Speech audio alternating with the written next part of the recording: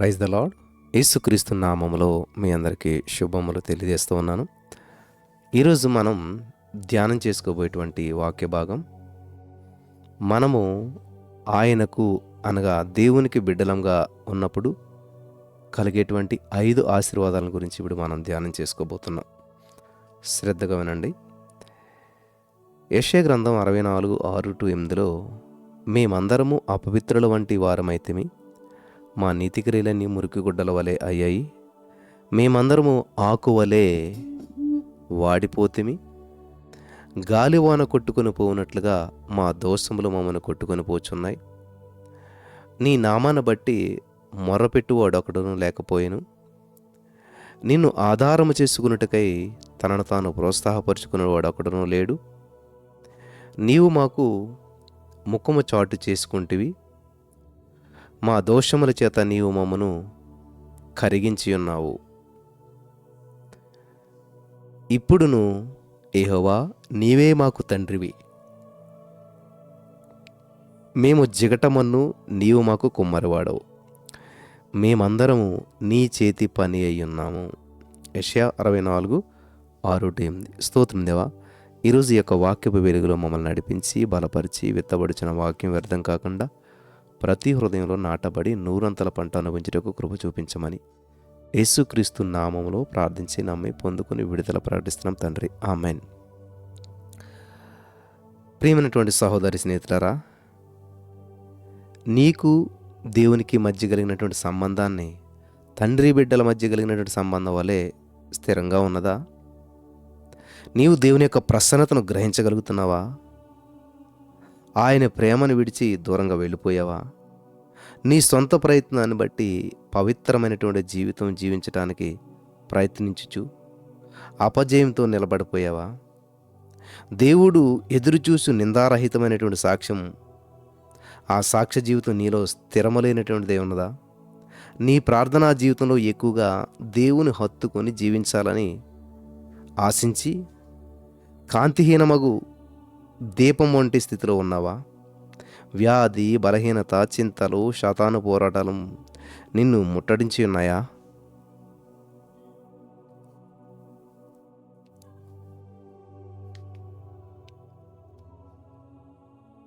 ఇప్పుడు నువ్వు యెహోవా నీవే మాకు తండ్రివి అని చెప్పుచు ఆయన యొద్దకు తిరిగి రావాలి. ఇప్పుడు నువ్వు యెహోవా అని కన్నీటితో పిలుచు మాటలు ఎంతో లోతైనటువంటివి. తండ్రిని విడిచి వెళ్ళినటువంటి కుమారునికి తిరిగి తండ్రి కుమారుడు బంధుత్వం తిరిగి ఏర్పరచగలిగినటువంటివి. ఆశ్చర్యకార్యాలను నీ జీవితంలో కూడా జరిగించేటువంటివి.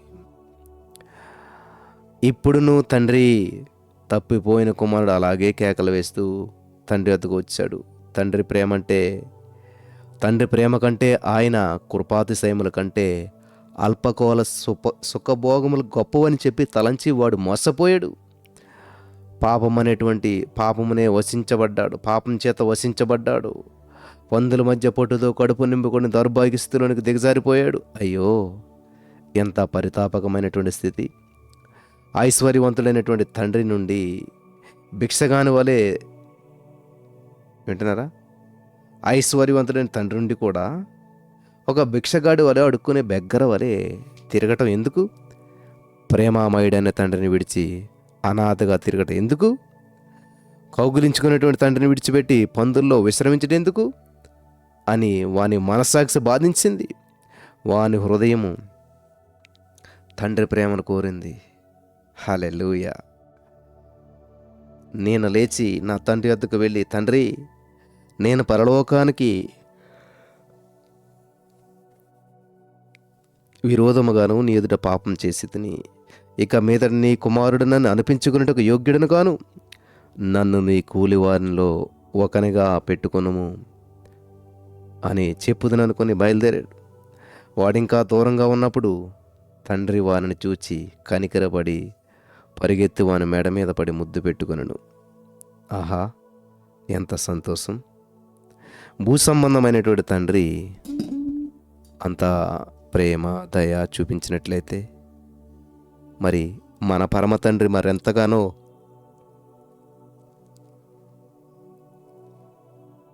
మన ఎడల ప్రేమ చూపునని ఆలోచించి ఆయన యొద్దకు తిరిగి రావాలి. ఇప్పుడు నువ్వు యెహోవా నీవే మా తండ్రివి. నేను జిగటి మన్ను దేనికిని పనికిరాని వాడను. నన్ను నేను తగ్గించుకొనుచున్నాను. మట్టి పాత్ర కుమ్మరవాని చేతిలో చెడిపోయినను వాడు దానిని మరొక పాత్రగా తయారు చేయుచున్న ప్రకారం నాలో నూతన జీవితాన్ని సృష్టించుము. ఆశీర్వదించబడినటువంటి పాత్రగా నన్ను ఉపయోగించుము అని గోజాడాలి ప్రియులరా. అప్పుడు ఆయన నిన్ను మరలా తన బిడ్డగా చేర్చుకుంటాడు. నేను అతనికి తండ్రిని అయ్యిందును, అతడు నా కుమారుడయిండును. నా కృపను చూపక మానను.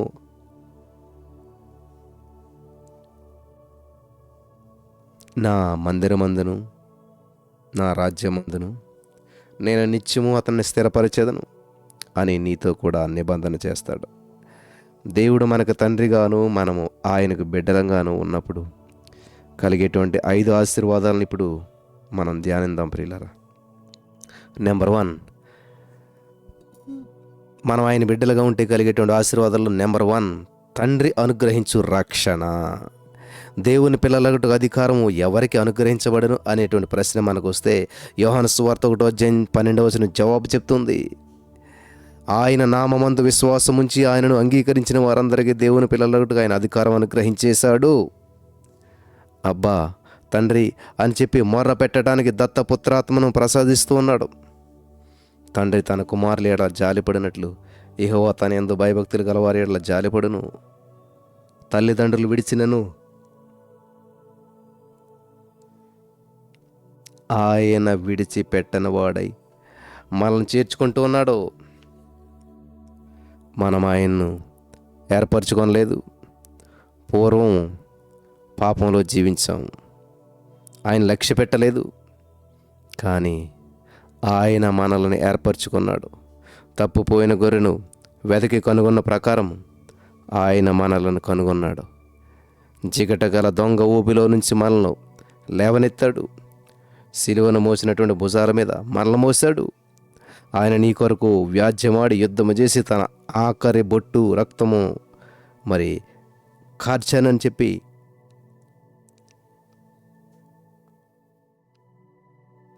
ఆయన ఆ విధంగా కార్చాడు. ఒకవేళ ఆఖరి రక్తబొట్టు వరకు కూడా, ఆఖరి బొట్టు రక్తమును కూడా కార్చని ఎడల నీవు ఎప్పుడూ దుఃఖములో నశించిపోయింది. ఒక న్యాయమూర్తి తన ఎదుట హత్య నేరంలో బోనులో నిలబెట్టినటువంటి ఒక వ్యక్తిని చూశాడు. అతడు ఎవరో కాదు, న్యాయమూర్తి యొక్క కుమారుడే. చిన్న వయసులోనే ఎంతో క్రమశిక్షణలో పెంచినా కానీ అతడు తన ప్రవర్తన మార్చుకోలేదు. హత్యకు పాల్పడ్డాడు కనుక తండ్రి అయినటువంటి న్యాయమూర్తి నరహంతకుడైనటువంటి కుమారునికి మరణశిక్ష విధించాడు. అతడు ఊరు తీయబడి దినం వచ్చింది. వేకుజాముని తండ్రి మారువేషం ధరించుకొని కుమారుడు ఉన్న జైలు గదిలోకి వచ్చాడు. కన్నీటితో తన బట్టలను అతనికి తొడిగి అతన్ని బట్టలు తాను వేసుకుని నీవు తప్పించుకొని పారిపోము అని కుమారునితో చెప్పి అతని స్థానంలో తాను ఊరి తీయబడటానికి అప్పగించుకున్నాడు. ఇదే యేసుక్రీస్తులో ఉన్నటువంటి మనసు. ఆయన నీ కొరకు ఘోరమైనటువంటి శిలువ మరణాన్ని సంతోషంగా అంగీకరించాడు. ప్రతి శ్రమను సహించాడు.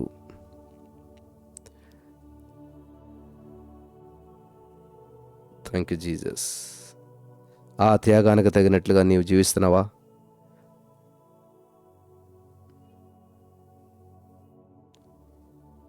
Thank you Jesus.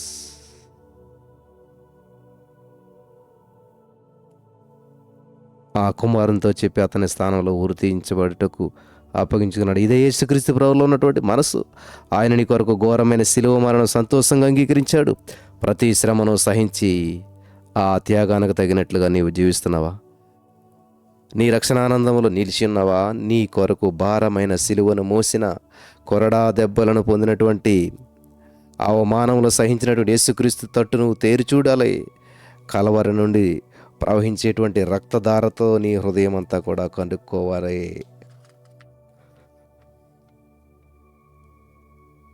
ఇప్పుడు నువ్వు యెహోవా నీవే మా తండ్రివి. నీ రక్షణ ఆనందాన్ని నాకు మరలా పుట్టించుము. సమ్మతి గల మనసు నాకు కలుగజేసి నన్ను దృఢపరచమని ఆసక్తితో ప్రార్థించు. నిన్ను లేవనెత్తడానికి, నిన్ను రక్షించడానికి, నిన్ను ఆశీర్వదించడానికి, నిన్ను బలపరచడానికి నీ కొరకు తన ప్రాణం ఇచ్చినటువంటి వాడు నీ సమీపంలోనే ఉన్నాడు. ఆయన ఇప్పుడే నీ కన్నిటిని నిన్ను ఆశీర్వదిస్తూ ఉన్నాడు. Thank you Jesus. రెండో పాయింట్, బిడ్డలకు ఎంతో నిశ్చయముగా అనుగ్రహించబడు పరిశుద్ధాత్మ. బిడ్డలకు ఎంతో నిశ్చయముగా అనుగ్రహించబడు పరిశుద్ధాత్మ. యేసుక్రీస్తు ప్రభువారి శిష్యులకు పరిశుద్ధాత్మను వాగ్దానం చేశాడు. తన అడుగు బిడ్డలకు దేవుడిచ్చేటువంటి శ్రేష్టమైనటువంటి ఆశీర్వాదం అది. మీలో తండ్రి అయిన వాడు తన కుమారుడు చేపనడిగితే చేపకు ప్రతిగా పామునిచ్చిన, గుడ్డునడిగితే తేలినిచ్చిన, కాబట్టి మీరు చెడ్డవారైండి మీ పిల్లలకు మంచి ఈవుల్ని ఏరేయుండగా పరలోకమందున్న మీ తండ్రి తన అడుగు వారికి పరిశుద్ధాత్మను ఎంతో నిశ్చయముగా అనుగ్రహించును. ఆమేన్. అడుగు ప్రతివాడును పొందును. పరిశుద్ధాత్మ నింపుదల లేని ఎడల సర్వసత్యంలోనికి నడిపించబడలేం. దీనిని యేసుక్రీస్తు ప్రభువారు పైనుండి శక్తి అని చెప్పి పిలిచాడు. శిష్యులు కనిపెట్టి పొందుకొనవలసిందిగా ఆజ్ఞాపించాడు. నీవు ఆయన బిడ్డవైతే పరిశుద్ధాత్మాభిషేకం నీదవుతుంది. యవ్వన కాలంలో ఒక ఉద్యోగ కూటంలో మరి ఒక సేవకుడు పాలు పంచుకున్నాడు. అక్కడ వారంతా కూడా ఆత్మతో నింపబడిన వారే ప్రభును ఆనందించడం చూసినటువంటి ఆ సేవకుడు, యవ్వన కాలంలో ఉన్న సేవకుడు, నాకును అటువంటి అనుభవం పొందాలనే ఆశ కలిగింది.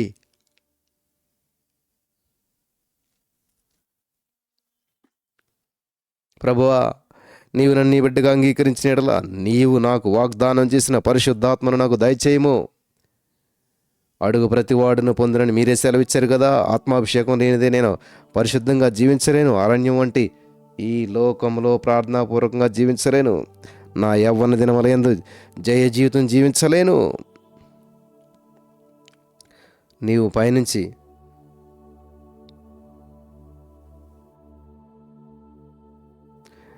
నీవు పైనుండి పంపు శక్తిని పరిశుద్ధాత్మ, హల్లెలూయా, హోలీ స్పిరిట్ ఆఫ్ గాడ్,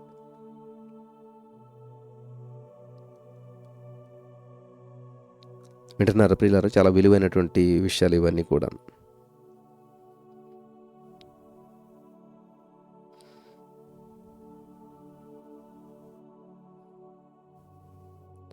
హల్లెలూయా. కాబట్టి ఆత్మాభిషేకం లేనిదే మనం పరిశుద్ధులుగా జీవించలేం. అరణ్యం వంటి ఈ లోకంలో ప్రార్థనాపూర్వకంగా జీవించలేం. మన యవ్వన దినాల్లో జయ జీవితం జీవించలేం. నీవు పైనుండి పంపు శక్తిని పరిశుద్ధాత్మను మాకు దయచేయము అని, మన తప్పిదాలను క్షమించము అని చెప్పి మనం దేవుని సన్నిధిలో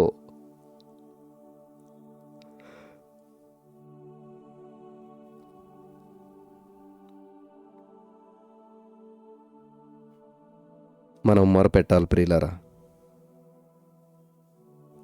థ్యాంక్ యూ జీసస్.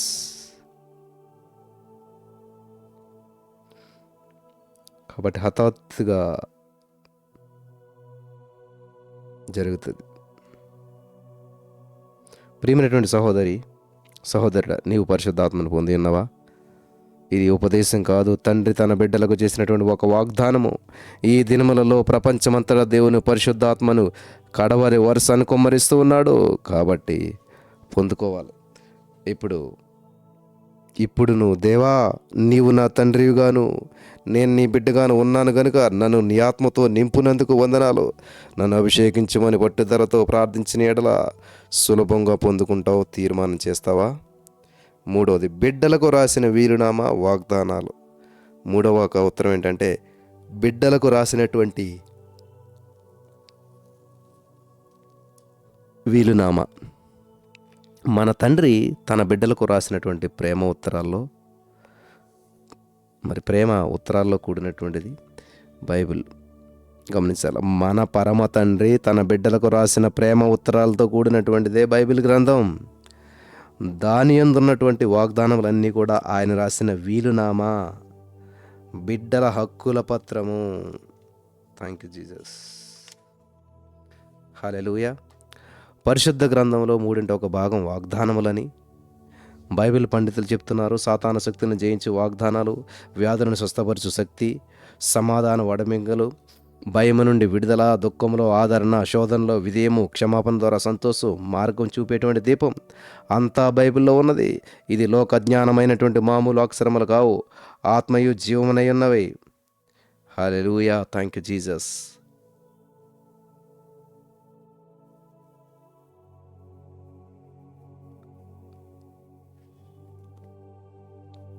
భూమి ఆకాశం గతించిన కానీ దేవుని మాటలు గతించు. నీవు దేవుని బిడ్డవైతే, ఆయన నీకు తండ్రి అయితే, ఇవన్నీ అభ్యాస సిద్ధమైనటువంటివి. వాటిని నీవు సొంతం చేసుకోగలుగుతావు. వాగ్దానములను విశ్వాసంతో పదే పదే చెప్తూ నీ అక్కరను పొందుకోగలుగుతావు. ఒక పేద తల్లి తన ఏకైక కుమారుని బహు కష్టపడి చదివించింది.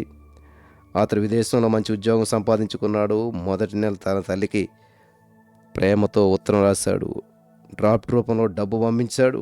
డ్రాఫ్ట్ను అర్థం చేసుకున్నటువంటి తల్లిదండ్రిని పటం గోడ కట్టుకున్నదంట. వింటున్నారా? హల్లెలూయా.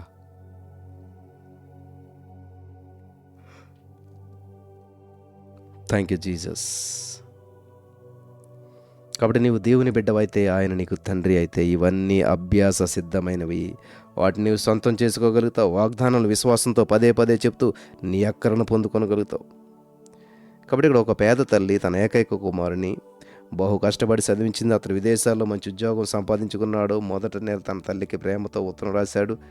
డ్రాఫ్ట్ రూపంలో చెక్ పంపాడు. డ్రాఫ్ట్ను అర్థం చేసుకున్నటువంటి తల్లి ఆ యొక్క చెక్ని తీసి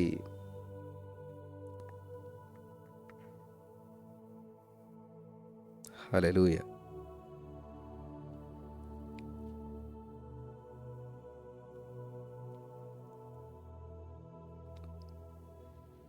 హల్లెలూయా.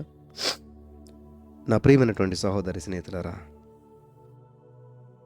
ఒక పేద తల్లి తన ఏకైక కుమారుని బహు కష్టపడి చదివించింది. అతడు విదేశాల్లో మంచి ఉద్యోగం సంపాదించాడు. మొదటి నెల జీతం తల్లికి పంపించాడు. డబ్బులు పంపించాడు. డ్రాఫ్ట్ను అర్థం చేసుకున్నటువంటి తల్లి ఏం చేస్తుందంటే దానిని పటము కట్టి గోడకు తగిలించింది. ప్రతీ నెల తన కుమారుడు పంపిన ప్రతి డ్రాప్ను అవి ఎంతో విలువ కలిగినటువంటివని గ్రహించగా గోడకు తగిలిస్తూ ఉన్నది. కొంతకాలం తర్వాత ఆమె ఆకలితో బాధపడి పేదరికంలో చనిపోవడానికి సిద్ధపడ్డది. అయ్యో ప్రియులరా, గమనించాలి. నేటి క్రైస్తవ సమాజం దేవుని యొక్క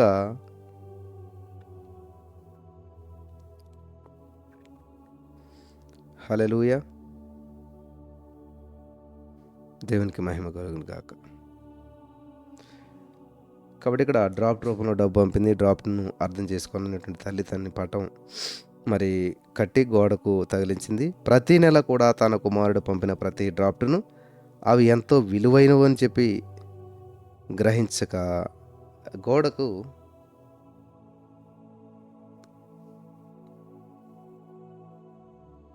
ప్రియులర్ గమనించాలి, గోడకు తగిలించింది. ప్రతి నెల కుమారుడు పంపిన ప్రతి డ్రాప్ను అవి ఎంతో విలువైనటువంటి గ్రహించకుండా గోడకు తగిలిస్తూ వచ్చింది. కొంతకాలం తర్వాత ఏమైందంటే ఆమె ఆకలితో బాధపడి పేదరికంలో చనిపోవడం సిద్ధపడింది. హల్లెలూయా, థ్యాంక్ యూ జీసస్. అలాగే మరలా క్రీస్తు శరీరే ఉండి కూడా దినాల్లో చేరినటువంటి అద్భుతాలని నేడును మీకు చేయటకు శక్తిమంతుడు. ఎందుకంటే ఆయన నిన్న నేడు ఏకరీతిగా ఉన్నాడు. మారనవాడు. పేతురత్త, నాయను విధవరాలి, శతాధిపతి, దాసుడు, చనిపోయిన లాజరు, ఓచ చేతులు గలవాడు, కుష్ఠరోగులు, పక్షవాయుతో బాధపడిన వారు, సంవత్సరాలుగా మరియు మంచాల పట్టినటువంటి వారు, మరియు ఇంకా లెక్కలేనటువంటి ప్రజలు క్రీస్తు అప్పుడు చేసినటువంటి యుద్ధాలు.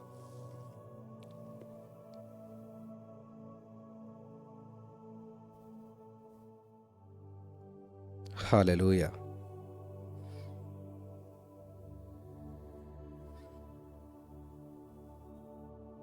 అప్పుడు యెరూషలేములో 38 సంవత్సరాలుగా మరి మంచం పట్టినవాడు మరియు ఇంకా లెక్కలేనటువంటి ప్రజలకు క్రీస్తు అప్పుడు చేసినటువంటి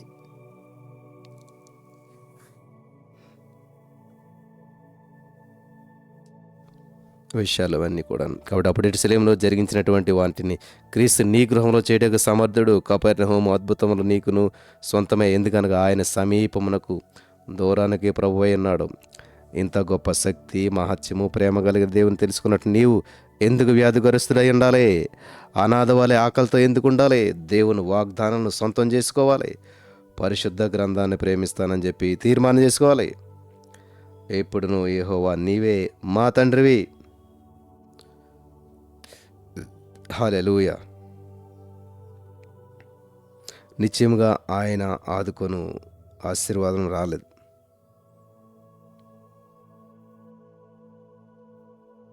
థ్యాంక్ యూ జీసస్. 4వ పాయింట్గా పిల్లల రొట్టె దైవిక స్వస్థత.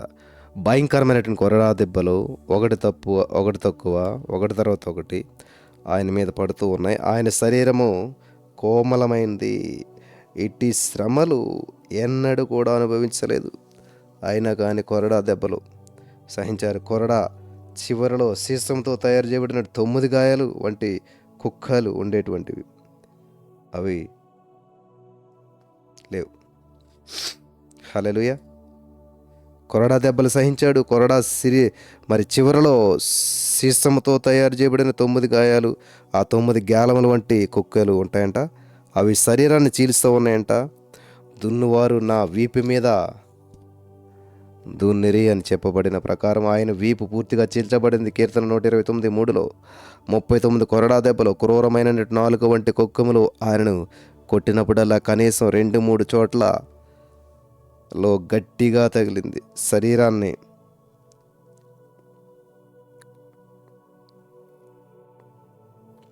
Thank you Jesus.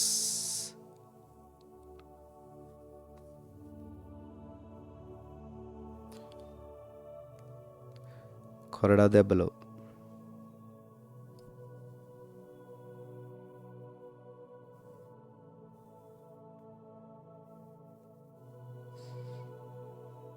ప్రియులారు గమనించాలి. శరీరాన్ని చీల్చాడు, రక్తాన్ని రుచి చూచాడు. ఈ 25వ శతాబ్దపు శాస్త్రజ్ఞులు ప్రస్తుతం ప్రపంచమంతటా కూడా గల భయంకరమైనటువంటి వ్యాధులను లెక్కించి ఆయన శిష్యులు సంఖ్య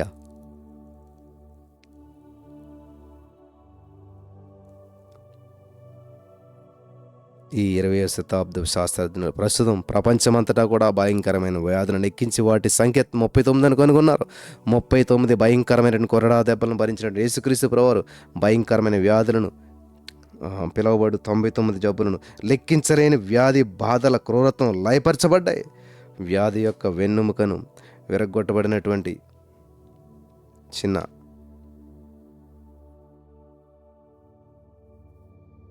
హల్లెలూయా 39 భయంకరమైన కొరడా దెబ్బలు ప్రియులారా. ఆయన పొందిన దెబ్బల ద్వారా మనకు స్వస్థత కలుగుచున్నది. యెషయా 53:5 మనం పాపం విషయమే చనిపోయి నీతి విషయమై జీవించినట్లు ఆయన తానే తన పక్షమున. హల్లెలూయా.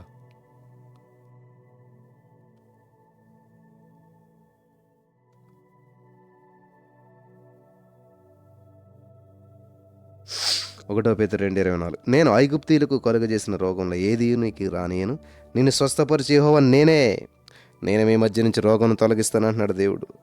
మార్కు 7:27లో యేసుక్రీస్తు ప్రభువారు దైవికమైనటువంటి స్వస్థతను పిల్లల రొట్టె అని చెప్పి బోధించాడు. నీవు ఆయన బిడ్డవైతే బిడ్డ అనేటువంటి హక్కులో అడుగుము. హల్లెలూయా. భిక్షగాని వాళ్ళు అడుక్కోవద్దు. బాళ్ళ మీద నుంచి పడు మొక్కల కోసం తీసుకోవాల్సిన అవసరం లేదు. నీవు ఆయన బిడ్డవైతే ఆయనతో కూడా సమపంక్తిలో కూర్చోవటానికి అర్హత కలిగినటువంటి వాడు. పిల్లల రొట్టె అనేటువంటి దైవికమైనటువంటి స్వస్థతను అద్భుతంగా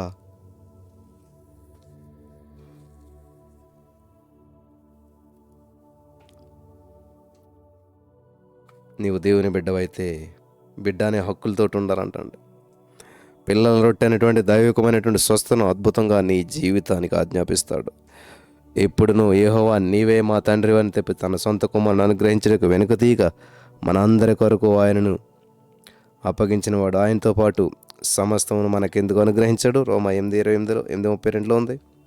చివరి పాయింట్ చెప్పి నేను ముగిస్తాను ప్రియులారా. ప్రేమ శిక్ష. దేవుడు తన బిడ్డలకు ఇచ్చేటువంటి ఆశీర్వాదాల్లో ఒకటి ప్రేమపూర్వకమైన శిక్ష. ప్రభువు తాను ప్రేమించి వారిని శిక్షించి తాను స్వీకరించినట్లు ప్రతి వానిని మార్చుకున్నాడు ఆయన. అలాగే మీలో సంభాషించు ఆయన హెచ్చరికను మరచి తిని శిక్షాఫలం పొందుటకే మీరు సహించుచున్నారు. దేవుడు కుమారుడుగా మిమ్మల్ని పిలుచున్నాడు. తండ్రి శిక్షింపనటువంటి కుమారుడు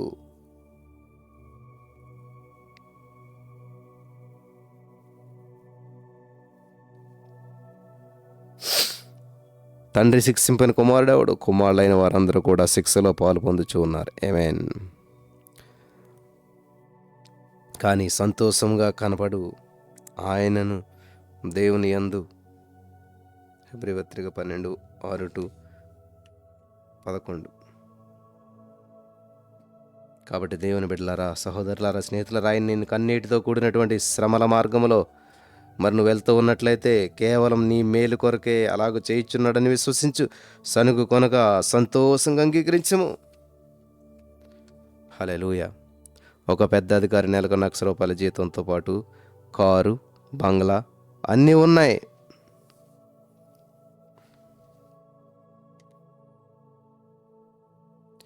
ప్రభు అతన్ని ప్రేమించాడు కాబట్టి అతని ఆత్మను తిప్పటానికి ఇష్టపడ్డాడు. ఒకరోజు అతడు ఉద్యోగం నుంచి తొలగించవలసినటువంటి పరిస్థితి ఏర్పడింది. శ్రమలు వెంబడించాయి. చివరికి అతడు యేసుక్రీస్తు ప్రభుని సొంత రక్షణకు అంగీకరించలేదు ఇంకాను. హల్లెలూయా. Thank you Jesus. అక్కడ దగ్గరికి వెళ్ళి పరిశుద్ధాత్మ దేవుడా, థ్యాంక్ యూ లార్డ్. కాబట్టి ఒక పెద్ద అధికారి నెలకు ₹1,00,000 జీతంతో పాటు కారు, బంగ్లా సమస్తం అనుభవించాడు. అయితే దీన దశలో తనను హెచ్చించిన ప్రభువును మర్చిపోయి జీవించాడు. ప్రభు అతన్ని ప్రేమించాడు కాబట్టి అతని ఆత్మను తిప్పడానికి ఇష్టపడ్డాడు. ఒకరోజు అతడు ఉద్యోగం నుంచి తొలగించబడినటువంటి పరిస్థితిని మరి ఏడ్చుతూ శ్రమల వెంబడి శ్రమలు,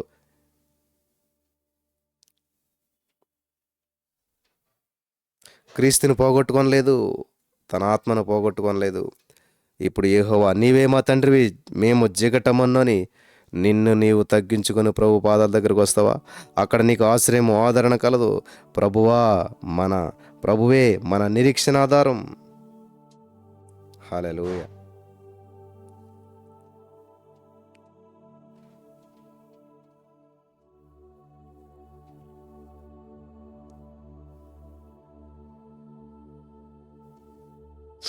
నీవు పోగొట్టుకునేటువంటి సమస్తాన్ని రెండంతలుగా పొందుకుంటావు.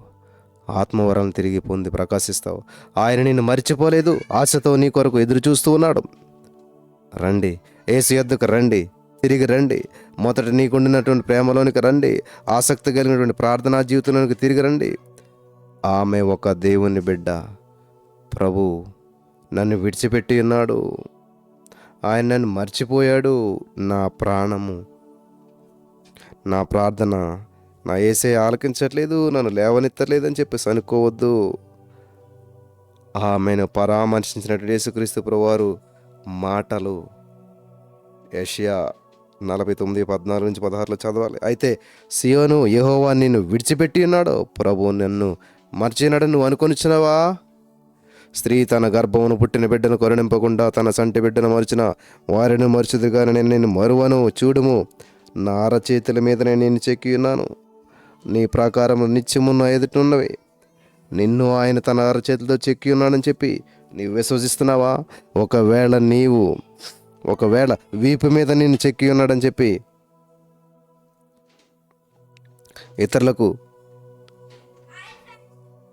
సహాయంతో నేను చూడగలరు. ఒకవేళ నొస్ట మీద చెక్కినటువంటి ఎడల అద్దము ముందు నిలబడి మాత్రమే నిన్ను చూడగలుగుతావు. అయితే నిన్ను ఆయన తన అరచేతులతో, మేకులతో కొట్టుకోవటానికి అప్పగించుకున్నాడు. అరచేతుల్లో నీ భవిష్యత్తు కలిగి ఉండట ఆశ్చర్యకరమైన విషయం. హల్లెలూయా. Thank you Jesus. అయితే నిన్ను ఆయన తన అరచేతుల్లో మేకులతో కొట్టబడటానికి అప్పగించుకున్నటువంటి అరచేతుల్లో మీకు భవిష్యత్తు కలిగించడానికి, గాయములు పొందినటువంటి అరచేతుల్లో